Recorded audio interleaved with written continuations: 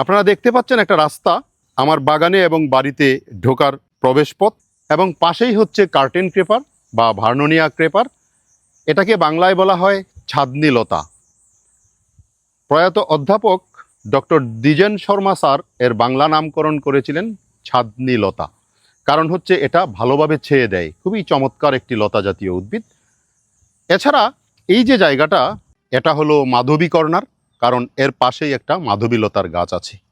দেখতে পাচ্ছেন আপনারা, এই জায়গায় বসে আমরা রিক্রিয়েশন করি, একটু চা পান করি, বন্ধুদের সাথে কখনো কখনো চুটি আড্ডা দেই, কখনো কখনো গানের আসর হয়, এই নিজেরা বসে গল্প করি, গান করি। এই যে এইখানে দেখেন আরেকটা বসার জায়গা আছে, এখানেও আমরা বসে আড্ডা দিই। এই যে জায়গাটা দেখতে পাচ্ছেন, তার নিচে আমরা সাধারণত চা পান করার সময় চা এবং বিভিন্ন রকমের খাবার থাকলে এনে এইখানটায় রাখি, যেন উপর থেকে কিছু না পড়ে।